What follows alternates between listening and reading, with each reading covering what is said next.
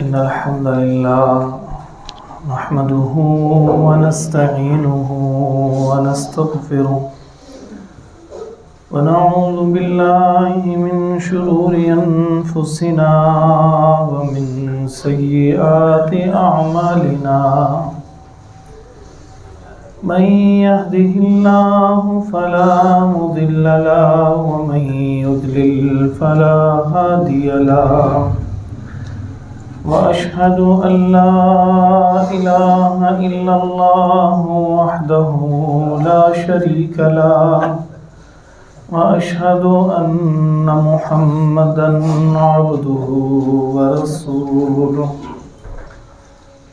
أما بعد فإن خير الحديث كتاب الله وخير الهدي هدي محمد صلى الله عليه وسلم وشر الأمور محدثاتها وكل محدثة بدعة وكل بدعة ضلالة وكل ضلالة في النار فأعوذ بالله من الشيطان الرجيم بسم الله الرحمن الرحيم يا أيها الذين آمنوا اتقوا الله حق تقاته ولا تموتن إلا وأنتم مسلمون يا أيها الناس اتقوا ربكم الذي خلقكم من نفس واحدة وخلق منها زوجها وبث منهما رجالا كثيرا ونساء واتقوا الله الذي تساءلون به والأرحام إن الله كان عليكم رقيبا يا أيها الذين آمنوا اتقوا الله وقولوا قولا سديدا يصلح لكم أعمالكم ويغفر لكم ذنوبكم ومن يطع الله ورسوله فقد فاز فوزا عظيما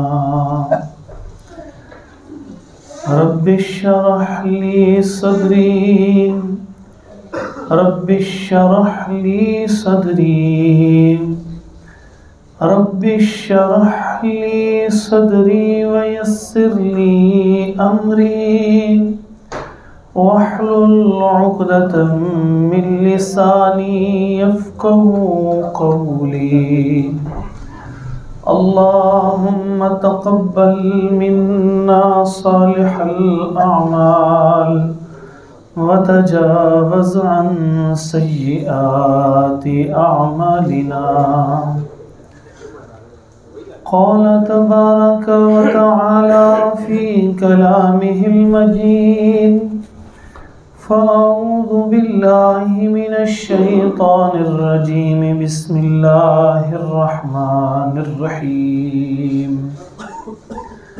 إذا جاءك المنافقون قالوا نشهد إنك لرسول الله والله يعلم إنك لرسوله والله يشهد إن المنافقين لكاذبون.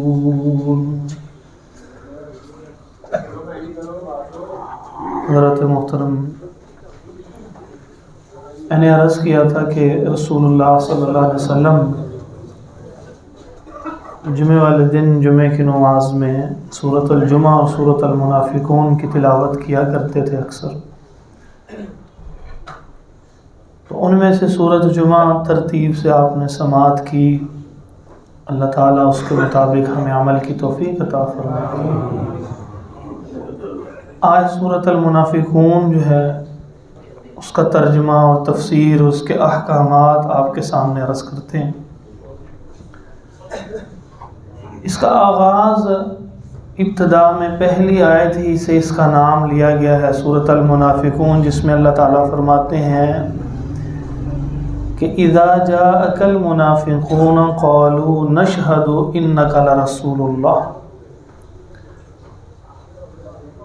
اصل میں جس کے دل میں کھوٹ ہوتی ہے اس کو دوسرے کو یقین دلانا پڑتا، اور ایک دفعہ نہیں، پھر اس کو بار بار بار بار اس کو یقین دلانا پڑتا۔ تو وہ کچھ لوگ تھے کہ جو مکہ میں رسول اللہ صلی اللہ علیہ وسلم پر ایمان لائے تھے، اب انہوں نے وہاں پر ماریں کھائی تھیں اور وضاحت کر دی تھی اپنے اعمال سے کہ ہم نے اس قدر تشدد برداشت کرنے کے باوجود بھی احد کا نعرہ نہیں ترک کیا، ہم ایک اللہ کو پکارنے والے ہیں، کئیوں نے شہادتیں قبول کر لیں۔ حضرت حارث رضی اللہ تعالیٰ عنہ اس امت کے پہلے شہید ہوئے، سمیہ رضی اللہ تعالیٰ عنہ عورتوں میں پہلی شہید ہوئی، اس طرح کئی صحابہ کو شہید کیا گیا اس دور کے اندر، لیکن وہ یہ ساری ماریں ہر چیز برداشت کرتے رہے اور کلمہ کو نہیں چھوڑا کبھی بھی۔ اتنا تشدد کیا گیا، حضور صلی اللہ علیہ وسلم کی ذات اقدس کے اوپر تشدد کیا گیا۔ آپ چشم تصور سے منظر دیکھیں کہ حضور کے گلے کے اندر کپڑا ڈال کے تو گھمانا شروع کر دیا ہے، اتنا گھمایا ہے کہ گردن دب گئی ہے، نماز پڑھ رہے ہیں اور گندگی ان کے اوپر ڈال دی ہے، اور آگے بڑھ کے جاتے ہیں کہ ہم کسی طرح حضور کو شہید کر دیں۔ تو اللہ تعالیٰ نے حفاظت فرمائی، اور وہ جو ابو جہل کہتا تھا کہ آج تو میں ان کو شہید کر کے ہی ہٹوں گا، پھر وہ قریب جاتا واپس آ جاتا، قریب جاتا واپس آ جاتا۔ کہا اب جاتے کیوں نہیں؟ کہا میں ایک ایسی چیز دیکھتا ہوں جو تم نہیں دیکھتے، کیونکہ اگر میں قریب گیا تو مجھے محسوس ہوتا ہے وہ مجھے مار ڈالے گی، اور اللہ تعالیٰ نے حضرت جبرائیل علیہ السلام کو حفاظت کے لیے بھیج دیا تھا، ورنہ انہوں نے کسر نہیں چھوڑی تھی۔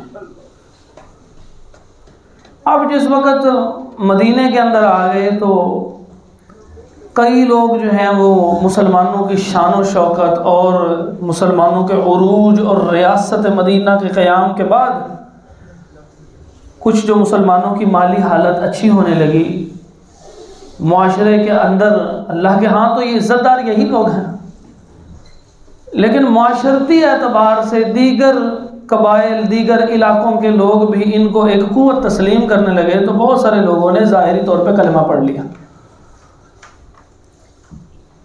اب وہ پتہ لگ جاتا تھا کہ کون سا منافق ہے اور کون سا مسلمان ہے۔ وہ کیسے پتہ لگتا؟ کرتوتیں اور حرکتیں ایسی ہوتی تھیں۔ کافر بات بات پہ جھوٹ بولتے تھے، یہی عادت تھی۔ کلمہ ظاہری طور پہ پڑھ بھی لیا لیکن اندر کی وہی عادت بار بار ظاہر ہوتی تھی، مسلمان نے جھوٹ بولنا نہیں کبھی۔ کافروں کی عادت ہوتی تھی جو امانت رکھوائی اس میں خیانت کر کے ہٹنی ہے۔ جب ظاہری طور پہ انہوں میں سے چند نے کلمہ پڑھ لیا تو وہ عادت اسی طرح کی اسی طرح خیانتیں کرنے والی۔ کافروں کی عادت تھی کہ وہ وعدہ کرتے تھے، وہ وعدہ توڑ دیتے تھے، جتنا مرضی پکا وعدہ کر لیا، جتنی مرضی قسم کھا لی، وہ وعدہ آخر توڑ دیتے تھے۔ تو جنہوں نے ظاہری طور پہ کلمہ پڑھ لیا انہوں نے بھی اسی اپنی عادت کو نہیں چھوڑا اور وہ وعدے توڑنے شروع کر دیے۔ اسی طرح کافروں کی عادت ہوتی تھی، مسلمانوں کی عادت نہیں ہوتی تھی کہ لڑائی ہوئی تو جو منہ میں آیا اول فول بکنا شروع کر دیا، گالیاں نکال رہے ہیں، الزام لگا رہے ہیں، برا بھلا کہہ رہے ہیں۔ اب وہ کلمہ پڑھ لیا لیکن وہ عادت پیچھے سے ختم نہیں ہو رہی، کیونکہ کلمہ دل سے تو پڑھا نہیں تھا انہوں نے۔ اسی لیے نبی علیہ الصلوۃ والسلام کی صحیح مسلم میں حدیث ہے، فرمایا اگر 4 نشانیاں کسی کے اندر موجود ہوں تو یہ منافقت کی خالص منافق کی ہے۔ فرمایا اذا حدث کذب، جب بات کرتا ہے تو جھوٹ بولتا ہے، وَإِذَا وَعَدَ أَخْلَفَ، وعدہ کرتا ہے خلاف ورزی کرتا ہے، وَإِذَا اؤْتُمِنَ خَانَ، جب امانت رکھوائی جائے تو خیانت کرتا ہے، وَإِذَا خَاصَمَ فَجَرَ، جب جھگڑا ہوتا ہے تو پھٹ ہی پڑتا ہے، اس کے منہ سے اس پہ کنٹرول ہی کوئی نہیں ہوتا، گالی بھی نکال رہا ہے، الزامات بھی لگائی چلی جا رہا ہے، کوئی کسی کا کوئی عیب پتہ ہے وہ بھی لڑائی کے اندر بیان کیے چلے جا رہا. فجر جیسے فجر پھٹنے کو کہتے ہیں، پو پھٹتی ہے تو پھر صبح ہوتی ہے، اس لیے اس کو نماز فجر اس وقت ادا کی جانے والی کو کہتے ہیں. ایسے فرمایا فجر پھٹ ہی پڑتا ہے وہ. تو فرمایا کہ جس میں ایک نشانی ہوگی اس میں منافقت کی ایک نشانی ہوگی. اصل میں وہ کافروں کی علامتیں تھیں، وہ کافر تھے، اپنی انہی علامتوں اوصاف کے ساتھ زندگی گزار رہے تھے، لیکن مسلمانوں کی شان و شوکت کی وجہ سے جب وہ مسلمان ہوئے تو یہ عادتیں نہیں ان سے چھوٹیں. اب ان عادتوں کی وجہ سے لوگوں کو اندازہ ہو جاتا ہے یہ فراڈ کرنے والا ہے، یہ جھوٹا ہے، یہ لگتا ہے پھر منافق ہوگا، کیونکہ مسلمان کلمہ دل سے پڑھا ہوتا تو یہ سب کچھ چھوڑ دیتا. نماز کا وقت ہوا، نماز کے لیے کھڑے ہوئے، اب مسلمان ہے تو اس کو نماز تو پڑھنی پڑے گی مسلمانوں کے ساتھ. تو اللہ تعالیٰ فرماتے ہیں اذا قاموا الی الصلاۃ قاموا کسالی یراؤن الناس. نماز کے لیے کھڑے ہوتے ہیں بڑے ٹھلے ٹھلے کھڑے ہوتے ہیں. قاموا کسالی جیسے کوئی شدید سستی کا شکار ہو نا، بیمار آدمی ایسے کھڑا ہوتا ہے کہ حرام ہی ہو جائے نماز پڑھنی. تو ایسے کیونکہ ان کے دل میں ہے ہی نہیں، نماز کی طلب ہی نہیں ہے. تو نماز تو وہ پڑھے نا کہ جس کا اللہ تعالیٰ پہ ایمان اعتماد ہے. لیکن اب وہ اگر پیچھے رہ گئے تو لوگ کہیں گے یہ تو کافر ہے. تو اب اپنے آپ کے اسلام کو ثابت کرنے کے لیے آنا پڑتا، مسجد میں آ کے نماز پڑھنی پڑتی. اس لیے قاموا کسالی وہ بڑے سست نماز پڑھتے، حرام ہی ہو جائے نماز پڑھنی. یراؤن الناس بس لوگوں کو دکھلاتے، وضو کیا نہیں کیا بس کھڑے ہو. میں تو کروں کر کے ایسا وضو، وہ کھڑے ہو گئے. یہ اس زمانے کا تصور لے آئیے کہ منافقت میں یہ تصورات تھے اس کے. فجر کی نماز میں کوئی حاضری نہیں، اور میں نے کہیں وہیں پہ پڑھ لی تھی. عشاء کی نماز میں کوئی نہیں میں نے راستے میں پڑھ لی تھی، اپنے قریب پڑھ لی تھی. عصر کی نماز اس زمانے میں لائٹ نہیں ہوتی تھی، یہ الیکٹریسٹی نہیں تھی، تو وہ جو چاند کی روشنی آنے سے پہلے سورج کی روشنی جب ختم ہو رہی جس کو غروب کہتے ہیں، اس وقت کاروبار بھی جو ہے نا وہ ٹھپ کر دیے جاتے تھے، بند کر دیے جاتے تھے. تو عصر کے بعد جو ہے یہ کام جو ہے نا وہ سپیڈ ہو جاتا، کیونکہ ان کو پتہ، جیسے آپ کو پتہ ہو کہ کنفرم لائٹ چلی جائے گی تو آپ جلدی جلدی کام سمیٹ لیتے ہیں. ان کو پتہ تھا کہ گھنٹے 2 گھنٹے کے بعد یہ روشنی ختم ہو جانی ہے، تو جلدی جلدی کاروبار سمیٹتے تھے. تو اس وقت میں نماز آپ دیکھیں عصر کی نماز کے بعد کوئی سنتیں نہیں ہیں. اسلام نے احساس کیا کہ کاروبار کر رہے ہیں لوگ، کوئی بات نہیں، حلال ہی کما رہے ہیں، کون سا کوئی ناجائز کام کر رہے ہیں، لیکن آؤ عبادت کرو، نماز پڑھو اور چلے جاؤ. اگر کسی کے پاس مجھے وقت میسر ہے تو کوئی درس سننا چاہتا ہے، کوئی اور عبادت کرنا چاہتا ہے، لازم نہیں کیا، کیونکہ سنتیں بہت اہم چیز ہوتی ہیں، وہ ضرور پڑھنی چاہیے. تو اس میں بھی کہا جاؤ چلے جاؤ، چلتے پھرتے جا کے اللہ کا ذکر کرتے رہو. اب عصر کی نماز ٹائم بھی نہیں انہوں نے آنا، کبھی آ گئے کبھی نہیں آئے، جھوٹ بول دیا. تو یہ 8-9 علامتیں ان کے اندر پائی جاتی تھی. اب جب لوگوں کو احساس ہوتا یہ منافق ہے، اور وہ اس کے اندر تو ہوتا تھا کہ میں تو ہوں ہی منافق، تو وہ نماز پڑھاتے رسول اللہ صلی اللہ علیہ وسلم. تو کبھی کبھی جب آ جاتے ہیں نا آپ کا یقین دلانے کے لیے کہ بھائی میں بھی ہیں، تو پھر نماز کے بعد کھڑے ہو کے کہتے ہیں اللہ کی قسم جس بندے نے ہمیں نماز پڑھائی ہے یہ اللہ کا سچا رسول ہے. اصل میں وہ جو اندر کی منافقت کی آواز تھی نا، کفر کی آواز تھی کہ میں نہیں مانتا ان کو رسول، اس کو دبانے کے لیے لوگوں کے سامنے قسمیں کھاتے اللہ کی. ورنہ کبھی آپ نے سنا ہو کہ حضرت ابوبکر رضی اللہ عنہ نے ایسے بار بار قسم کھا کے کہا کہ یہ اللہ کے سچے رسول ہیں. نظر آ رہا ہے ان کے اعمال سے کہ وہ مانتے ہیں بات، وہ اللہ کے سچے نبی ان کو مانتے ہیں. کبھی حضرت عمر سے، کبھی حضرت عثمان سے، کبھی حضرت علی سے، کبھی حضرت طلحہ و زبیر سے، کبھی حضرت عبد الرحمن بن عوف سے، سعد بن ابی وقاص سے، سعد بن معاذ سے، سعد بن عبادہ سے، کبھی کوئی اور صحابی کوئی ایسا کھڑا ہوا ہو جس نے بار بار ایسے قسمیں کھائی ہوں. یقین دلانے کی ضرورت نہیں تھی. تو ان کا چونکہ حرکتیں ایسی تھی تو لہٰذا کھڑے ہو کے بس یقین دلانا ہوتا تھا، جی میں ہیں اور میں سچا مسلمان ہوں. تو اب اس کا یقین دلانے کے لیے کہتے کہ اللہ کی قسم یہ رسول سچے ہیں.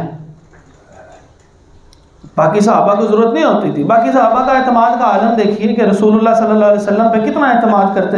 ایک دن حضور صلی اللہ علیہ وسلم جا رہے ہیں، ایک بندے سے سودا کر لیا. اب سودے کو لکھت پڑھ تو ہوئی نہیں، بس حضور سے جو زبان کر دی اس کو پوری کرنی چاہیے تھی. اس کو رستے میں اس کو تھوڑا ریٹ اور زیادہ ملا، اس نے وہ مکر گیا. اب مدینے پہنچ کے اس جگہ پہ پہنچ کے ڈیسٹینیشن پہ پہنچ کے آپ صلی اللہ علیہ وسلم نے اس کو پیمنٹ کرنی تھی، سودا پہلے ہو چکا. تو اب جب وہ قریب پہنچے تو وہ کہے جی میرا آپ سے سودا ہی نہیں ہوا، گواہ کدھر ہے؟ اب کتنی بڑی گستاخی ہے کہ حضور سے گواہ پوچھ رہا ہے. حضور کس بات کا گواہ لے کے آئے؟ آپ نے کہہ دیا اللہ کی قسم وہ ہو گیا، وہی بات سچی تھی. لوگ پریشان ہو گئے کہ کوئی ایکسٹرنل ایویڈنس چاہیے، کوئی بیرونی گواہی چاہیے، کوئی وٹنس چاہیے. وہاں پہ تو کوئی بھی میسر نہیں آیا. تو ایک صحابی گزر رہے تھے، ان کا نام تھا خزیمہ رضی اللہ تعالیٰ. انہوں نے کہا کیا ہوا ہے؟ یہ تو گواہی. اب بات یہ نہیں تھی کہ وہ سودا پکا ہو جائے اور وہ چیز آپ کو مل جاتی ہے حضور کو، بات یہ تھی کہ آپ کی ذات پہ حرف آ رہا تھا. حضور تو ان چیزوں سے بے نیاز ہیں، وہ جو آیا ہے وہ بھی تقسیم کرتے ہیں، ان کو ان مال و دولت سے کیا لگے. تو اس وجہ سے اب بات یہ تھی کہ اللہ کے نبی علیہ الصلوۃ والسلام پہ کوئی انگشت زنی نہ کر دے کہ حضور نے ایسی بات کی ہے اور وہ گواہ پیش نہیں کر سکے. خزیمہ رضی اللہ تعالیٰ نے کہنے لگے کہ جی میں گواہی دیتا ہوں حضور نے یہ سودا آپ سے کیا. وہ جھوٹا ہو گیا، کسی کو کیا پتا. انہوں نے کہا جی گواہی دینے والے نے گواہی دے دی، وہ بندے چلے گئے. حضور نے پوچھا آپ نے کیسے گواہی دی؟ آپ تو وہاں موجود ہی نہیں تھے. کہا اللہ کے نبی صلی اللہ علیہ وسلم آپ نے کہہ دیا اللہ کی قسم، بس ٹھیک ہے، ضرورت ہی نہیں. آپ نے کہا ہے نا کہ جبرائیل علیہ السلام آئے، یہ وہی لے کے آئے، ہم نے کبھی پوچھا کہ گواہی لے کے آئے؟ آپ نے کہہ دیا، ہم نے مان لیا. آپ کو جب رسول مان لیا تو بس مان لیا. حضور صلی اللہ علیہ وسلم نے فرمایا آج کے بعد خزیمہ کی 2 گواہیاں ہوں گی، ایک گواہی دے گا 2 گواہیاں شمار. ان کو کس بات کی یقین دلانے کی ضرورت تھی؟ جب موقع آتا تھا یقین دلا دیتے تھے. یہ منافق ہوتے ہیں کھڑے ہو کے اللہ کی قسم جس نے نماز پڑھائی وہ سچے رسول ہے. اللہ تعالیٰ نے فرمایا اذا جاءک المنافقون، جب آپ کے پاس منافق آتے ہیں نا، قالوا کہتے ہیں نشہد، ہم اللہ کی قسم کھاتے ہیں، انک لرسول اللہ، آپ اللہ کے رسول ہیں. کہا کہ واللہ یعلم انک لرسولہ، اللہ جانتا ہے یہ اللہ کے رسول ہیں، انہوں نے تو بنایا ہے. اللہ عالم حیث یجعل رسالتہ، اس کو پتہ ہے اس کو کس کو اس نے رسول بنانا تھا. تم کس کو بتا رہے ہو؟ ایمان والوں کو پہلے پتہ ہے، حضور کو پہلے پتہ ہے. اللہ کو بتانے کی کوشش کرتے ہو، اللہ نے تو بنایا ہے. تم اپنے منافقت کو چھپا رہے ہو. تمہارا دل نہیں ہے گواہی دیتا، تو دل کے بارے میں اللہ گواہی دیتا ہے. واللہ یشہد، اللہ بھی گواہی دیتا ہے. ان المنافقین لکاذبون، بے شک منافق جھوٹ بولتے ہیں. حالانکہ انہوں نے یہ جو کہا تھا کہ اللہ کے رسول ہیں، یہ تو سچ ہے. میں وہ دل سے نہیں گواہی دیتے، دل کے اعتبار سے یہ جھوٹ بول رہے ہیں. اب ان کی بات کوئی مانتا نہیں تھا. فرمایا اللہ تعالیٰ نے اتخذوا ایمانہم جنتاً، یہ اپنی قسمیں کھاتے ہیں، اپنے لیے ڈھال بنا لیتے ہیں قسموں کو. کیونکہ جب آپ کسی کو کچھ کہنے لگے نا، تو جب وہ کہتا ہے نا اللہ دی قسم میں نہیں جے کیتا، اللہ دی قسم میں کام کر کے آیا، تو پھر آپ نا ایک دفعہ رک جاتے ہیں، وہ اللہ کی قسم کھا لی، کوئی مذاق تو ہے نا. تو لوگ اللہ کی قسموں کا بڑا حیا کیا کرتے تھے. میں نے آپ کو کئی دفعہ وہ حدیث سنائی ہے سیدنا عیسیٰ بن مریم علیہ السلام کی، کہ نبی صلی اللہ علیہ وسلم نے فرمایا کہ انہوں نے ایک آدمی کو چوری کرتے ہوئے دیکھا.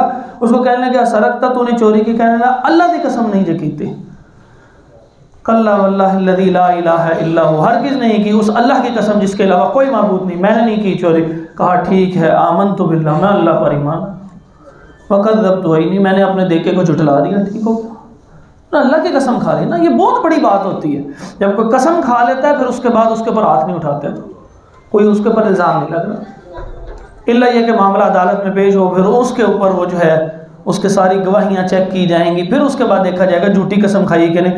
لیکن ایک دفعہ قسم کھانے کے بعد وہ ڈھال جیسے کسی تیر تلوار اور کسی چیز کو روک دیتی ہے نا اس بندے تک آنے سے، بالکل ایسے ہی ایک دفعہ تو وہ رکاوٹ آ جاتی ہے. کیونکہ قسم کی بڑی اہمیت ہے، اللہ کی قسم. اسی لیے فرمایا نا کہ قیامت کے قریب جب لوگوں کے ہاں اللہ کا قدر کم ہو جائے گی نا، فرمایا یحلف ولا یستحلف، اللہ کی اہمیت اتنی کم ہو جائے گی، بات بات پہ قسمیں کھا رہے ہوں گے. اور اللہ کے نبی صلی اللہ علیہ وسلم فرماتے ہیں کہ اس وقت ان سے کسی نے نہیں کہا ہوگا کہ کھا قسم کھا کے کہہ، بس ایویں ہی سودا بیچنے کی، اللہ کی قسم انہیں دے پیا، اللہ کی کیا ضرورت ہے کہنے کی انہیں دے پیا، میرے کوئی ضرورت ہی نہیں کہنے کی. آپ کی زبان اتنی قیمتی ہے کہ اللہ آپ کی زبان اتنا احساس کرتا ہے کہ اگر آپ نے کسی شخص کو یہ کہہ دیا نا کہ اگر فلاں بندے نے پیسے نہیں دیا تو میں دوں گا. اب یہ کہاں سے نکلا کلمہ؟ زبان سے نکلا نا. کہا وہ پیسے نہیں دے رہا، اب ضامن ہے، آپ نے زبان دی ہے، زکوٰۃ کے پیسے میں سے دے دیں. اپنی زبان پوری کرنی ضروری ہے. مسلمان کو کوئی انگلی اٹھا کر یہ نہ کہ انہیں جھوٹ بولے، کبھی بھی نہ کوئی شخص کہے. دلیل کیا ہے؟ دلیل سورۃ توبہ آیت نمبر 60. انما الصدقات للفقراء والمساکین والعاملین علیہا والمؤلفۃ قلوبہم وفی الرقاب والغارمین. یہ چٹی پڑ جانے والے اس کے اندر شامل ہے. ایسا قرضہ جو اپنے لیے لیا ہے، یا ایسا قرضہ جو ضمانتی قرضہ اچانک چٹی پڑ گئی. پتہ ہے آپ کو چٹی کس کو کہتا ہے؟ یعنی اپنی ذات کے لیے نہیں، ضمانت دی تھی، وہ بندہ بھاگ بھوگ گیا تو اب آپ کو ضمانت. کہا یہ زبان پوری. زبان کتنی اہم ہوتی ہے مسلمان کی. اس لیے ایسے ہی بس سودا بیچنے کے لیے کہہ دینا اللہ کی قسم. کہا یہ قیامت سے پہلے حالت ہوگی. یحلف ولا یستحلف. وہ قسمیں کھاتے، اتنی قسمیں کھائیں گے ان سے کسی نے نہیں کہا ہوگا کہ کھا قسم کھا کے کہہ. وہ اس کے بغیر ہی قسمیں کھائی جا رہے ہیں، اللہ دی قسم، اللہ دی قسم. تو یہ چیزیں غلط ہیں. بروکر ہے، اس سے پوچھا کہ تم وہاں پہ گئے تھے؟ اچھا وہ کہہ دے میں فلاں جگہ میں نہیں گیا تھا آپ کے لیے، یا گیا تھا، یا سودا کروا دیا، یا مجھے کہیں اور سے فائدہ ہو گیا. نہیں، اللہ دی قسم میں گیا تھا، اللہ دی قسم انہوں کیا ہے گل. وہ کیا ضرورت ہے آپ کو؟ اللہ اتنا تم نے ہلکا سمجھا ہوا ہے، اس کا جلال نہیں تمہیں سمجھ آتی. وہ بادشاہ ہے یہاں، الملک ہے، العزیز ہے، القدوس ہے، السلام ہے، المتکبر ہے، الحکیم ہے، الجبار ہے. تو اس کو کیا سمجھا ہوا ہے؟ ایویں قسمیں کھائی جا رہے ہو. مت قسمیں کھاؤ، یہ بڑی بات ہوتی ہے. آپ نے زبان سے ایک قسم کا کلمہ کہہ دیا، اللہ کو انوالو کر لیا ہے. اور جب اللہ کو کوئی انوالو کر لیتا ہے، درمیان میں لے آتا ہے، یہ سب سے بڑا گواہ ہوتا ہے. اور موسیٰ علیہ السلام سے جب وہ شیخ کبیر مدین والے نے کہا تھا، بعض نے کہا ان کا نام وہ شعیب علیہ السلام تھے، انہوں نے کہا کہ 8 سال یا 10 سال جتنی مدت آپ چاہیں یہاں پہ آپ خدمت کر سکتے ہیں، اس کے بعد میں اپنی ایک بیٹی کا نکاح جو ہے وہ آپ سے کر دوں گا. موسیٰ علیہ السلام نے کہا ٹھیک ہے، میری مرضی، میں 8 کروں یا 10. واللہ علی ما نقول وکیل. کہا جو ہم بات کہہ رہے ہیں اس کے اوپر اللہ گواہ ہے. بات ختم ہو گئی، کوئی مسئلہ ہی نہیں رہ گیا. اتنی بڑی بات جب کر دی تو اس وقت یہ بات لے کے آئیے اللہ کو درمیان میں، جب معاملہ بہت سنگین ہو جائے، تاکہ پھر اگلے بندے کو پتا ہو کہ اس نے اس جلال کے باوجود یہ قسم اللہ کے درمیان میں لایا، اس کا مطلب معاملہ کوئی ایسا ہی ہے. تو یہ جو منافق تھے ان کی تو عادت تھی، اتخذوا ایمانہم جنتاً، یہ اپنے جو ہے وہ قسمیں ایسے ہی بطور ڈھال کھا لیا کرتے تھے. کیوں؟ فصدوا عن سبیل اللہ، وہ اللہ تعالیٰ کے راستے سے روکے. انہم ساء ما کانوا یعملون، بلا شبہ کیا ہی برا وہ کام کیا کرتے. ذالک، یہ جو کام ہے نا ان کی منافقت اور ان کی خرابی بھی، انہم، یہ اس وجہ سے ہوئی ہے کہ آمنو، کہ وہ پہلے ایمان لائے تھے کیونکہ انہوں نے زبان سے کلمہ پڑھا تھا، ثم کفروا، پھر وہ دوبارہ کفر کی طرف واپس لوٹ گئے. لیکن ایمان کا اظہار کرتے رہے زبان سے، دل کافر ہو چکا تھا. جب دل کافر ہو گیا، زبان سے ایمان کا اظہار کرتے رہے. فرمایا فطبع علی قلوبہم، اللہ تعالیٰ نے بھی ان کے دلوں پہ مہر لگا دی، یعنی مہر لگا دی گئی ان کے دلوں پر.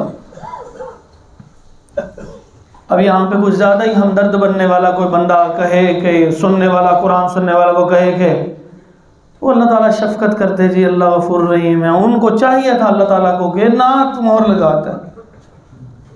بھائی یہ تو کوئی بات ہی نہیں ہے. اللہ تعالیٰ فرماتے ہیں لما زاغوا زاغ اللہ قلوبہم، جب وہ خود ٹیڑھے ہوتے ہیں پھر اللہ تعالیٰ ان کو ٹیڑھا کرتے ہیں. یہ بالکل ہمارے اساتذہ اس کی مثال دیا کرتے تھے، جیسے جج ہوتا ہے نا، کوئی چوری کا ملزم آتا ہے تو اس کو جب سزا سنائی جاتی ہے بھائی اس کا ہاتھ کاٹ دو، تو کیا کبھی کسی نے جج کو بھی یہ کہا ہے کہ آپ بڑے ظالم ہیں جی میرا ہاتھ کاٹنے لگے؟ آپ کے کرتوتوں کی وجہ سے آپ کا ہاتھ کاٹنے لگے تھے. قاتل کو کرتوتوں کی وجہ سے بدلے میں قتل کیا جانے لگا تھا، عدالت حکم دے رہی تھی. عدالت تو ظلم نہیں کرتی، اللہ تو لیس بظلام للعبید، اللہ تعالیٰ اپنے بندوں پہ تو ظلم کرتا ہی کوئی نہیں ہے. وہ تو معاف کرتا رہتا ہے، ڈیلے کرتا رہتا ہے. حتیٰ کہ کوئی بندہ غلطی کرتا ہے فرشتے لکھنے لگتے ہیں، جن کو کام ہی لکھنے کا دیا ہوا ہے وہ لکھنے لگتے ہیں. اللہ کی طرف سے حکم ہوتا ہے رک جاؤ. یا اللہ کتنی دیر؟ کہا 6 ساعت رک جاؤ. 6 پہر رک جاؤ، 8 پہر 8 پہرا روزہ 24 گھنٹے بنتے ہیں، 6 پہر رک جاؤ. ہو سکتا ہے میرا بندہ ویسے ہی توبہ کر لے. لکھے پہ بھی تو مٹا دیتا ہے نا رب، کہا بھی لکھنا بھی نہیں ہے. اتنا غفور الرحیم اللہ، بخشن ہار. وہ تو ڈیلے کر، یعنی کتنا ان لوگوں نے غلط کام کیا کہ اللہ تبارک و تعالیٰ نے بھی فرما دیا فَطُبِعَ عَلَىٰ قُلُوبِهِمْ، ان کے دلوں پہ مہر لگا دی گئی، فَهُمْ لَا يَفْقَهُونَ، بس وہ سمجھتے ہی نہیں. اب ان میں جو عبداللہ بن ابی نامی تھا نا منافق، جو آپ نے نام سنا، بڑا رئیس المنافق، تو وہ نا جسمانی اعتبار بڑا تگڑا تھا، بہت قوت، امیر بڑا تھا. امیر آدمی ہے، کھاتا پیتا ہے، اچھے سے اچھا کھانا پینا ہے، اچھے سے اچھا پہننا ہے، اور باتیں ہی کرتا ہے، اور تو کوئی کام کرنا نہیں ہوتا تھا اس نے. اب اس لیے وہ بڑا خوبصورت، بڑا امیر کبیر، باتیں کرے تو بندہ اس کی طرف ہی راغب ہو جائے کہ یہ کیا باتیں کر رہا ہے. کئی لوگ ہوتے ہیں نا ایسے، اس انداز سے تھا. اللہ تعالیٰ فرماتے ہیں وَإِذَا رَأَيْتَهُمْ، جب آپ ان کی طرف دیکھتے ہیں نا، یہ عبداللہ بن ابی اور اس کے ساتھی، تُعْجِبُكَ أَجْسَامُهُمْ، آپ بڑے خوبصورت محسوس ہوتے ہیں ان کے جسم، یعنی توانا جسم، طاقتور لوگ جسمانی اعتبار سے، کھا پی کے ایکسرسائزیں کر کے بڑے توانا لوگ. وَإِن يَقُولُوا، اور جب وہ بات کریں نا، تَسْمَعْ لِقَوْلِهِمْ، آپ ان کی بات سنتے ہی چلے جائیں. ایسی باتیں ان کو آتی ہیں، دے مثالوں کے ساتھ مثالیں جوڑی چلی جاتے ہیں، بندہ مبہوت ہی ہو جاتا ہے یہ کیا کہہ رہا. کہا کہ جب آپ ان کی طرف، تو اب یہ اصول یاد رکھ لیں کہ کئی کافر ہیں، آپ ان کو ابھی بھی دیکھ لیں، بڑی دنیا ملی ہوئی ہے ان کو، بڑے خوبصورت ہیں، بڑے چہرے مورے والے ہیں، اور جسمانی خد و خال میں بڑے سٹرانگ لوگ ہیں، بات کرتے ہیں، بڑی بڑی ڈگریاں ان کے پاس، دوسروں کو باتوں میں چٹکی میں اڑا ڈالتے ہیں. تو یہ نبی علیہ السلام کے زمانے میں بھی ایسا تھا، یہ اور اس کے کئی ساتھی. وَإِذَا رَأَيْتَهُمْ تُعْجِبُكَ أَجْسَامُهُمْ، جب آپ ان کی طرف دیکھتے ہیں آپ کو ان کے جسمانی خد و خال بڑے اچھے لگتے ہیں کہ مضبوط لوگ ہیں یہ. وَإِن يَقُولُوا تَسْمَعْ لِقَوْلِهِمْ، اگر یہ بات کریں تو آپ ان کی باتیں سنتے چلے جائیں كَأَنَّهُمْ خُشُبٌ مُّسَنَّدَةٌ. لیکن جب آپ ان سے بات کرتے ہیں نا، تو اب حضور کیسے بات کرتے تھے؟ حضور صلی اللہ علیہ وسلم منبر پہ جب ان کو بات وضاحت کرتے ہوتے تھے، جب ان کے درمیان میں بیٹھ کے ان کو واضح و نصیحت کیا کرتے تھے نا، جیسے آپ لوگ توجہ سے بات سن رہے ہیں نا کہ اللہ اس کے رسول کی بات چل رہی ہے، تو آپ چشم تصور سے دیکھیے کہ حضور خود بات کر رہے ہوں. کیا بات ہے، کمال ہو جائے. وہ تو پھر وہ شان ہی علیحدہ ہے نا ان لوگوں کی، کہ جن آنکھوں نے حضور کا دیدار کر لیا، جن کانوں نے براہ راست آواز سن لی، جنہوں نے مصافحہ کر لیا حضور سے، جنہوں نے معانقہ کر لیا، گلے ملنے کی سعادت مل گئی. کیا بات ہے ان لوگوں کی. فرمایا کہ ایسے ہی بیٹھے ہوتے تھے درمیان میں، اور جیسے پوری کوئی جگہ ہوتی ہے نا، وہ بڑی خوبصورت ہوتی ہے، ہر چیز کا ایک مقام ہوتا ہے، یہ ٹائل لگی ہے، یہ پنکھا لگا ہے، یہ انسان بیٹھے ہیں بڑے توجہ سے بات سن رہے ہیں، ہر ایک کا ایک اپنا مقام ہے اور ضرورت ہے. لیکن کچھ آپ سمجھیے کہ ایسے ہی بالن لا کے کھڑا کیا، بالن لے کے ہے، بالن سمجھتے ہیں وہ لکڑیاں جو جلانے کے کام آتی ہیں، وہ بالن لا کے کاٹ کے نا، تو ایسے ہی نا سائیڈوں پہ نا دیوار کے ساتھ ٹیک لگا دیں. تو بتائیے ایک طرف انسان توجہ سے بات سن رہے ہیں، دوسری طرف بالن کی لکڑیاں جو ہیں وہ ایسے پڑی ہوں، ایسے کسی دیوار سے ٹیک لگا کے رکھی ہوں، کیا یہ آپس میں برابر ہو سکتی ہیں؟ فرمایا کہ انہم خشب مسندہ. صحابہ تو آپ کی بات توجہ سے سن رہے ہوتے تھے، یہ ایسے ہی ہوتے تھے جیسے ٹیک لگائی لکڑیاں، جیسے لکڑیاں بے فائدہ ہیں، ایسے منافقوں کا وجود بے فائدہ. کہ انہم خشب مسندہ. اس لیے علماء کہتے ہیں جب اللہ رسول کی بات ہو رہی ہو پوری توجہ سے بات سنیں، ورنہ یہ خصلت آ جائے گی.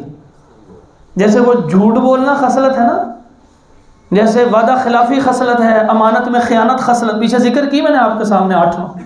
اسی طرح ایک یہ بھی خصلت ہے کہ جب کہیں بیٹھے ہوں تو اللہ اس کے رسول کی بات ہو رہی ہو اور توجہ نہ ہو، تو وہ بھی کانم خشب مسندہ بن جاتا ہے.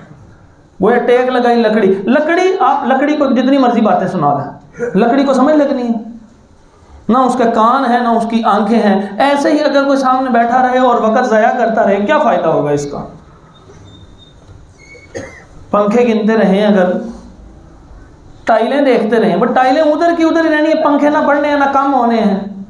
اسی لیے تو اتنی اہمیت ہے فرمایا کہ یہ دیکھیے توجہ کیجیے، ایسے داڑھی میں ہاتھ بھی نہیں پھیرنا، یہ بھی منع ہے۔ اور سامنے اگر کوئی تنکا، ابھی یہ تو صفیں پڑی ہیں یہاں پہ تنکے کا تصور بھی نہیں ہے، تو آپ پرانی صفیں آپ کے ذہن میں ہوں گی، وہ کھجور والی صفیں یا وہ مٹی کے وہاں پہ تنکے کوئی چیزیں پڑی ہیں اس کے ساتھ کھیلنا، فرمایا اس شخص نے بھی جمعہ تباہ کر لیا، یعنی لغو حرکت کی ہے، ضائع ہی کر لیا اس شخص نے۔ حتیٰ کہ کسی بچے کو کہا نا چپ بھائی اس کا بھی گیا، کیونکہ بس بالکل توجہ سے سنتے، یہ نہ ہو کہ وہ لکڑیوں کی مانند ہو جائے، جیسے کسی بالن کی لکڑیاں کسی جگہ رکھی ہیں، کچھ اتنی مرضی اس کو تقریر کر کے سنا دو، اس پہ کوئی اثر نہیں ہوتا۔ ایسے ان منافقوں کے دلوں پہ اثر نہیں ہوتا تھا، مسلمان تو دل پہ اثر رکھتا ہے۔ جب بات آتی ہے حضرت محمد رسول اللہ صلی اللہ علیہ وسلم تو جیسے نام آتا ہے پکار اٹھتے ہیں ہم لوگ، اسی وقت بے ساختہ نکلتا ہے زبانوں سے، ہائے ہائے قربان جائیں ہم حضور پہ۔ ترجمہ کیا ہے؟ صلی اللہ علیہ وسلم، اللہ کی رحمتیں اور آپ کی سلامتی ہو، اللہ تعالیٰ کی سلامتی ہو آپ صلی اللہ علیہ وسلم پر۔ کیسی بے ساختہ منہ سے نکلا، آپ نے ہمارے لیے کتنی مشقتیں برداشت کی، اور یہ محبت کا تقاضا ہے کہ یا اللہ اس جملے کا ہمارا تقاضا یہ ہے کہ ہمیں بھی حضور کے جوار اس کے ساتھ نصیب فرما دینا جگہ۔ تو یہ منافق براہ راست سن کے بھی ان کو عقل نہیں آتی تھی، یحسبون، وہ گمان کرتے کل صیحۃ علیہم، جہاں کہیں شور کی اچانک آواز آتی نا، ان کے خیال میں ہوتا مدینہ پہ حملہ ہو گیا، یہ سارے ساڑھوں ہی آ کے پہ جانا ہے، وہ اچانک خوف زدہ، ہر چیخ پہ خود ہی خوف زدہ ہو جاتے ہیں۔ ہم العدو، اللہ تعالیٰ فرماتے ہیں یہ ہیں دشمن، فَاحْذَرْهُمْ، ان سے بچے، قاتلہم اللہ، تباہ کر دے اللہ تعالیٰ انہیں، اَنَّا يُؤْفَكُونَ، کہاں بہکائے جا رہے ہیں۔ وَإِذَا قِيلَ لَهُمْ تَعَالَوْا يَسْتَغْفِرْ لَكُمْ رَسُولُ اللَّهِ، جب ان سے کہا جاتا تھا اوے آؤ، غلطیاں کر لی ہیں، اوے آؤ اللہ کے رسول صلی اللہ علیہ وسلم کے وقت میں آؤ حضور کے پاس اور ان سے آ کے کہو کہ اللہ کے ہم بھی معافی مانگتے ہیں، یا اللہ تو بھی ہمیں معاف فرما دے، اور آپ بھی کہہ دیجئے حضور صلی اللہ علیہ وسلم ان بندوں کو معاف کر دیجئے۔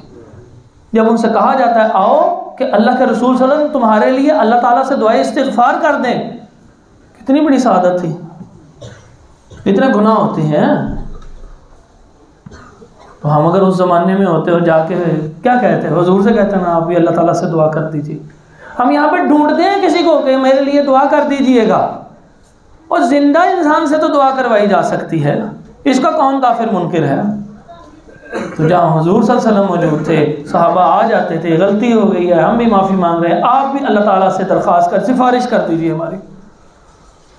تو کہا بھی آ جاتے، تم سے اتنی بڑی غلطی ہو گئی ہے، تم بھی حضور سے کہتے کہ اللہ تعالیٰ، اللہ کے رسول صلی اللہ علیہ وسلم ہمارے لیے آپ بھی دعا کر دیجئے اللہ تعالیٰ سے مغفرت کی، اللہ کے رسول صلی اللہ علیہ وسلم تمہارے لیے مغفرت کی دعا کرتے۔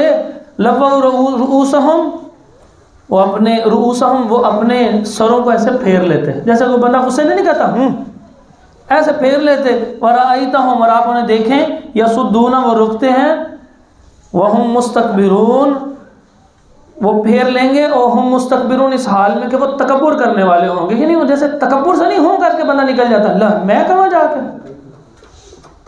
سواء علیہم، یعنی اس طرح آپ سے منہ پھیر کے جاتے ہیں، سواء علیہم استغفرت لہم ام لم تستغفر لہم، آپ ان کے لیے اب اے نبی صلی اللہ علیہ وسلم آپ بھی ان کے لیے ہم سے مغفرت طلب کریں یا طلب نہ کریں، ان کے لیے برابر ہے، کیوں؟ اللہ تعالیٰ انہیں کبھی بھی معاف نہیں کرے گا، لن یغفر اللہ لهم، اللہ تعالیٰ انہیں کبھی معاف نہیں کرے گا، ان اللہ لا یہدی القوم الفاسقین، اللہ تعالیٰ فاسق قوم کو ہدایت کوئی نہیں دیتا۔